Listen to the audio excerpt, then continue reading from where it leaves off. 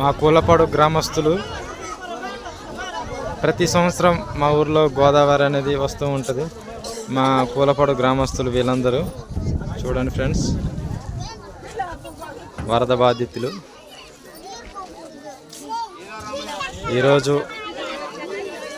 ఈ రోజుతో 7 రోజులండి ఫుడ్ లేక. అంటే ఫుడ్ లేక కాదు, అంటే తినడానికి కూరగాయలు లేక. ఈరోజు గోదావరి కొంచెం తగ్గడంతో ఒక ట్రాక్టర్తో వెళ్ళి కూరగాయలు తీసుకురావడం అనేది జరిగింది. గత మా ఊర్లో వాళ్ళకి 7 రోజుల నుంచి కరెంటు లేక ఏమి లేక అసలు చాలా ఇబ్బంది పడుతూ ఉన్నారండి. ఈరోజు సెక్రటరీ గారు మా గోదావరి తగ్గటం ఇలాంటి కూరగాయలు, నూనె ప్యాకెట్లు అనేది తెచ్చారు సెక్రటరీ గారు. అసలు మా ఊరిలో కరెంటు లేక చాలా 7 రోజుల నుంచి దోమలతో ఇబ్బంది పడుతుంది.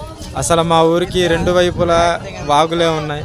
అసలు ఇటు నర్సింగ్పేట వెళ్ళడానికి కానీ, ఇటు సైడు దూగుట్ట వెళ్ళడానికి కానీ అసలు రహదారి అసలు నీళ్ళు మొత్తం కమ్మేసి ఉంది. ఈరోజు మా ఊరిలో నిత్యావసర సరుకులు సెక్రటరీ గారు తేవడం అనేది జరిగింది మా కూలపాడు గ్రామంలో. అసలు మా కూలపాడు గ్రామంలో గోదావరి వచ్చి ఎంత ఇబ్బంది పడుతున్నారో దోమలకి అసలు ఏం తెలుసు. అడవిలో వెళ్ళి పాకలు వేసుకుని ఉందామంటే మా ఫారెస్ట్ ఏమో వచ్చి ఇక్కడ కట్టొద్దు, పాకలు కట్టొద్దు అని చాలా ఇబ్బంది పెట్టేస్తూ ఉన్నారు మా కూలపాడు గ్రామస్తులను. అసలు మాకు ఈ ఫారెస్ట్ వాళ్ళతో చాలా ఇబ్బంది అవుతుంది మాకు. అసలు మా పక్కూరు నర్సిపేట గ్రామంలో అసలు లోనక కన్నాపురం అని ఉంటుంది. సీజీ వాళ్ళు వచ్చి అడవిలో ఒక 10 ఎకరాలు 20 ఎకరాలు నరికినా కూడా వాళ్ళని ఏమనట్లేదు ఫారెస్ట్ వాళ్ళు. అదే మేము ఒక పాక వేసుకోవడానికి ఒక 2 సెంట్లు ఒక 5 సెంట్లు వేసుకోవడానికి కూడా పాక వేసుకోవడానికి కూడా స్థలం ఇవ్వట్లేదు. చాలా ఇబ్బంది పడుతున్నారు మమ్మల్ని. అసలు మా ఊరోళ్ళు చాలా అంటే చాలా ఇబ్బంది పడుతున్నారు.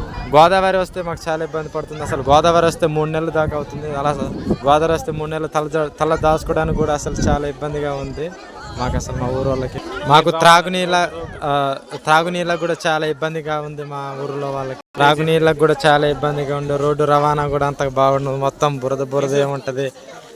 అసలు ఎవరికి ఏమైనా అయినా అక్కడ చనిపోవడం కానీ అసలు ఏమీ లేదు.